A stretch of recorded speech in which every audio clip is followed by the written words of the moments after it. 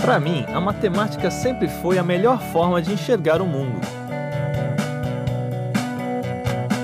Eu sempre vi matemática em tudo, mas só ver não era suficiente. Eu precisava convencer meus alunos que não paravam de me perguntar para que serve a matemática. Então, eu senti o dever de mostrar como a matemática está em toda parte no dia a dia. Matemática em toda parte 2.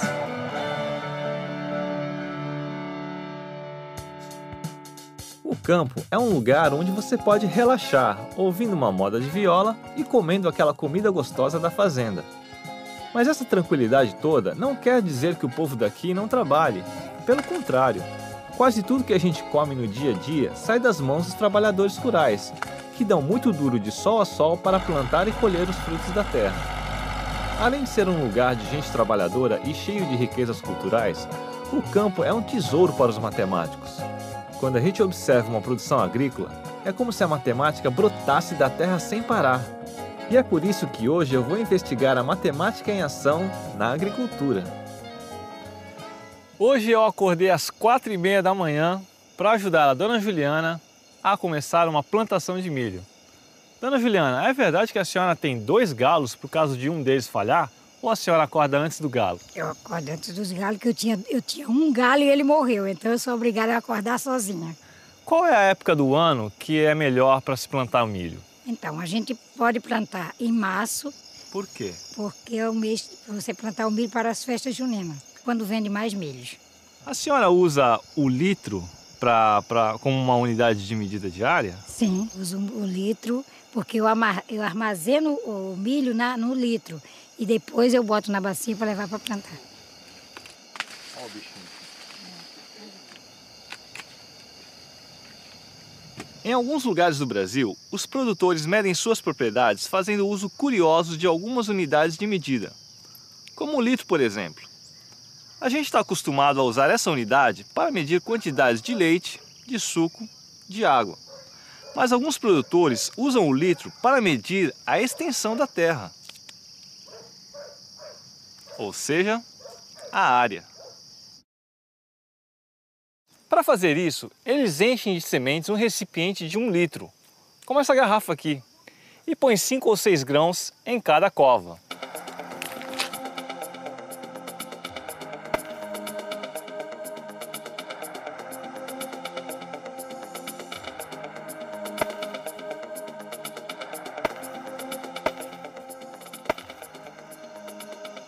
A área plantada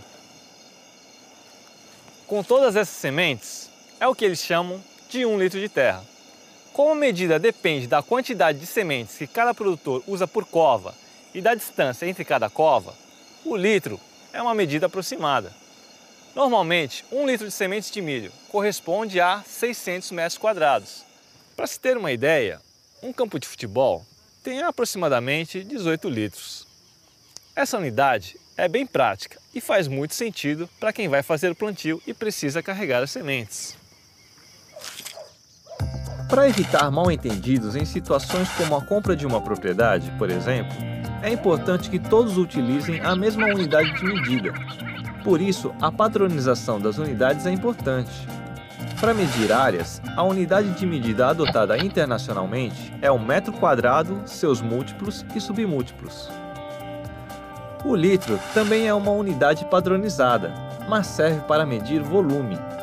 1 litro corresponde ao volume de um cubo com 1 decímetro de aresta.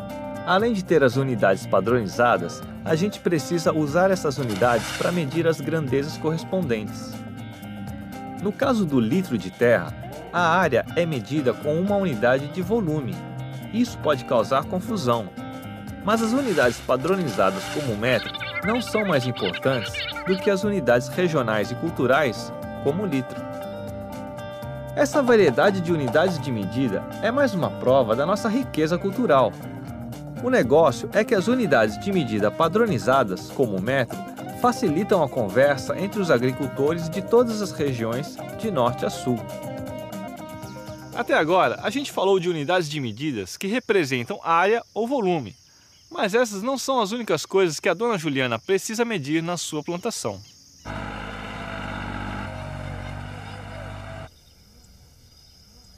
Na produção agrícola, é importante medir o tempo, o vento, a área, a quantidade de adubo, de defensivos, de água para irrigação, etc. E medir significa comparar. Para medir um segmento de reta, a gente pode usar estratégias de contagem que facilitam a comparação. Para medir a área dessa cisterna aqui, por exemplo, eu não preciso cobrir tudo com meus quadradinhos coloridos. É só medir os comprimentos dos lados e multiplicar. Como a gente sabe, a área de um quadrado é o resultado da multiplicação da base pela altura.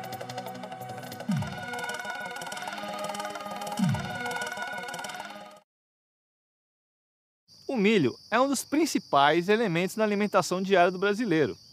E com milhões de bocas para alimentar,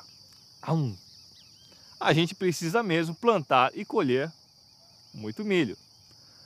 Mas se a colheita em geral só acontece 1 ou 2 vezes por ano, como a gente pode comprar milho o ano todo no mercado?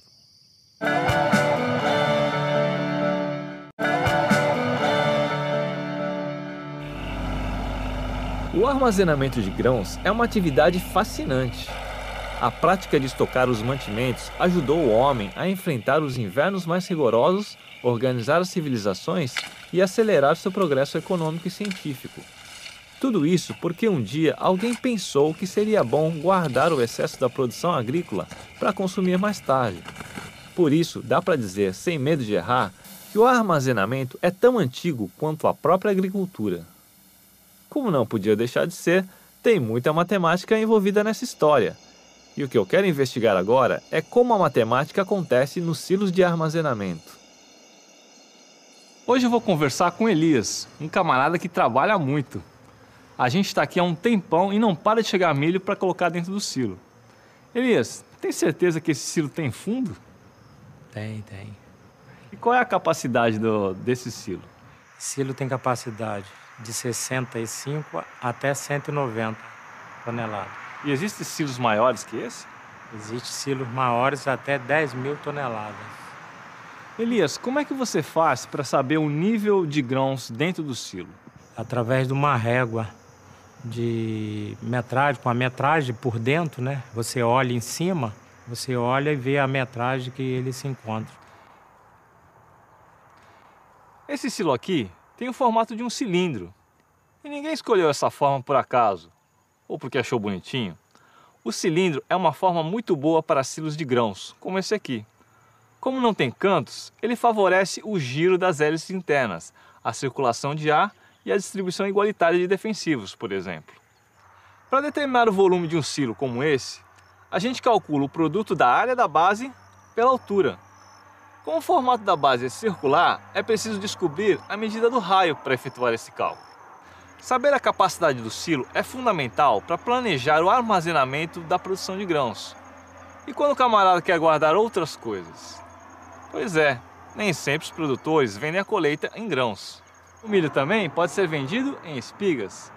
E uma das formas de armazenar um monte de espigas é o bom e velho caixote de madeira, que tem a forma de um paralelepípedo. A vantagem dos caixotes é que eles são fáceis de carregar, podem ser empilhados e, além do mais, qualquer pessoa pode fazer um com pregos e ripas de madeira. O caixote é uma forma eficiente para as espigas, como o cilindro é eficiente para os grãos. Ou seja, cada coisa tem um recipiente com a forma mais adequada às suas necessidades. Para ilustrar a diferença entre algumas formas, eu vou usar 3 recipientes. Um prisma triangular, um prisma hexagonal e um cilindro. Se a gente esticasse as laterais, elas se tornariam segmentos de retas idênticos. Quer dizer, a quantidade de material utilizado para produzir as laterais das 3 formas é a mesma. Mas se a gente encher esses 2 recipientes até uma mesma altura, vai perceber que o prisma hexagonal comporta mais líquido do que o prisma triangular. Vamos ver?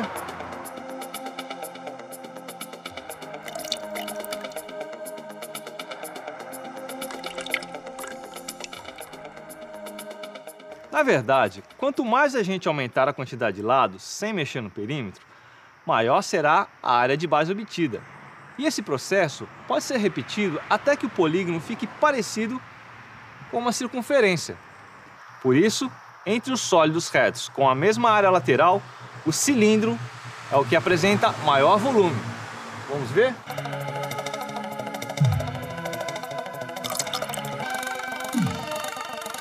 Tá aí.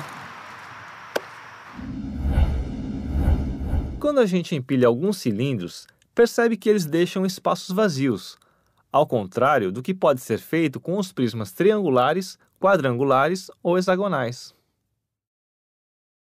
Por isso, a gente diz que esses três são os únicos polígonos regulares que pavimentam o plano. Quer dizer, os ângulos dos vértices unidos somam 360 graus, e por isso, quando a gente junta um no outro, não existe espaço sobrando nem sobreposição. Esses prismas hexagonais unidos assim, não lembram alguma coisa? As abelhas armazenam o mel em estruturas parecidas com prismas hexagonais produzidas com cera. Essa forma é ideal para as colmeias, porque além de armazenar uma quantidade maior de mel, permite uma pavimentação perfeita e representa uma economia de cera para as abelhas. Por isso, dá para dizer que essa estrutura que a gente chama de favo de mel é um dos silos mais inteligentes do mundo. Tudo que se faz no campo depende de conhecimento matemático e muitos cálculos. Mas para mim, o grande barato é pensar que a matemática também precisa da agricultura. Ou alguém acha que matemático trabalha com fome?